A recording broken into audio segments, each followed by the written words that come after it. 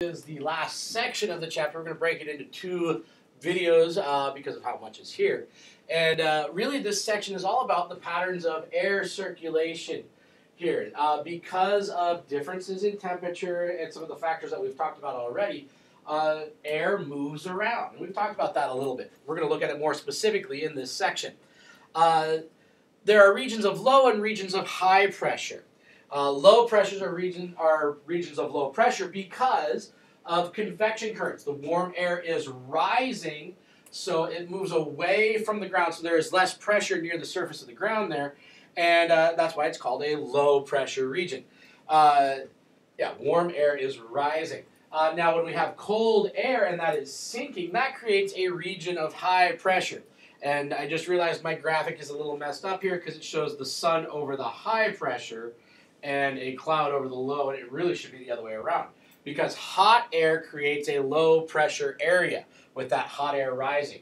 Clouds or cloudy areas or colder areas have the high pressure because that cold air is sinking. If allowed, air will always flow from a region of higher pressure toward a region of low pressure. High pressure cold air sinks, hits the ground, flows outward. It wants to flow towards that region of low pressure because that low pressure is rising and it's pulling air behind it. Air is moving in to fill in those areas. So winds blow towards regions of low pressure. Winds blow away from regions of high pressure.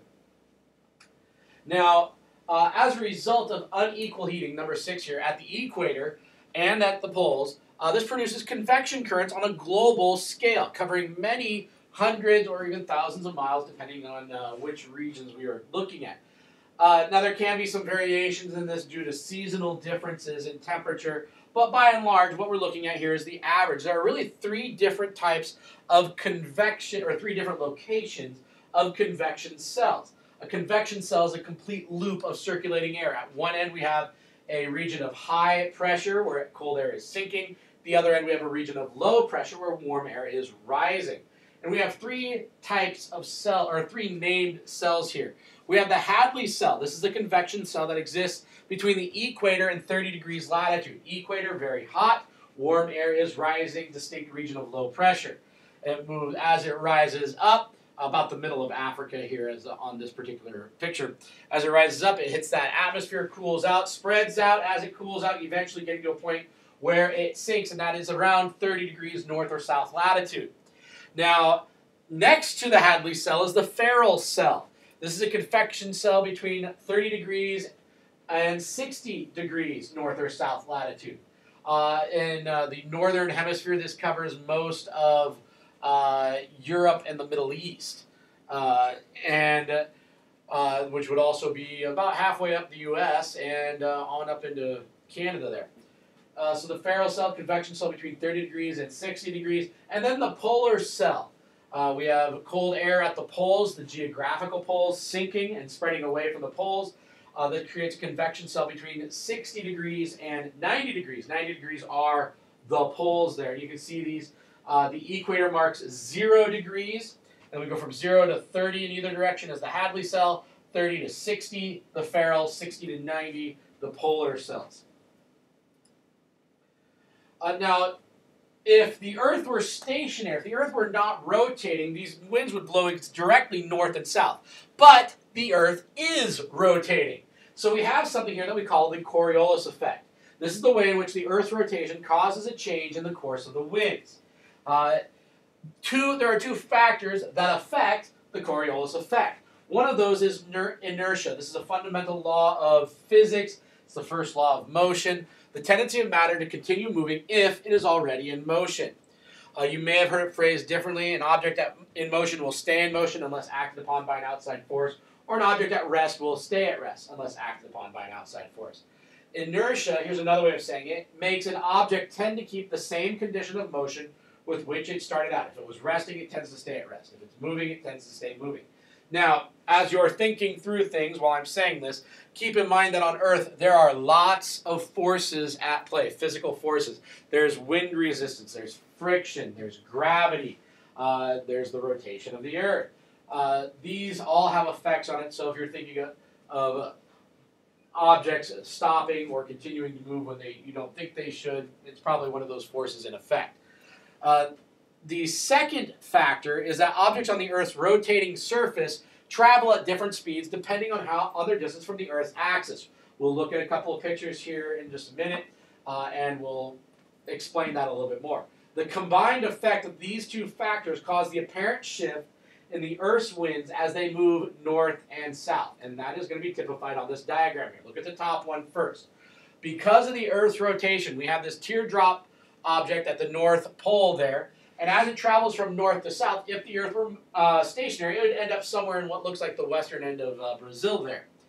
But because the Earth is traveling or is rotating east to west, or the west is moving towards the east there, it actually ends up somewhere in the Pacific Ocean there, just south of, well, way south of Mexico, but off the coast there. So the object is moving from north to south, and the Earth is rotating underneath it. And it is not traveling with the Earth, so to speak. So it ends up looking as if that object moved to the west. From the perspective of somebody in Brazil, that teardrop moved to the west. So that's one of the things we're talking about as far as the Coriolis effect, just the rotation of the Earth, and the simple difference in directions there. Now, the other statement I made had to do with the speed. The further away from the axis, the poles, we get, the faster the Earth actually moves. And this is true for any sphere or round object that's spinning. It's even true for a bicycle wheel. The points closer to the axle of the wheel are spinning at a slower speed. They're covering less distance than a point on the edge. So they have a person here, it looks like about 60 degrees, maybe a little bit further north there. And he's traveling at 20,000 kilometers a day. And then somebody at the equator is traveling roughly twice that, 40,000 kilometers a day.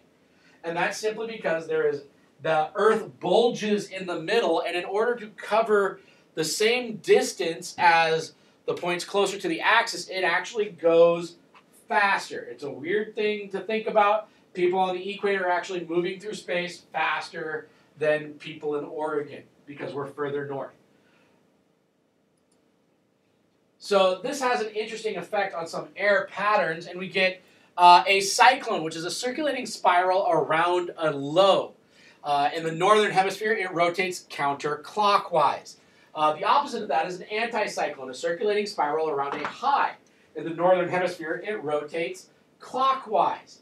And if the Earth didn't spin, these winds would either just go straight up or straight down. But because of the rotational inertia and motion that the Earth contributes to it, it continues to spin, or it starts spinning like that. And we get these rotations here in the cyclone and the anticyclone. So, go answer the science video question. We will see you in the second part of this particular part of our chapter.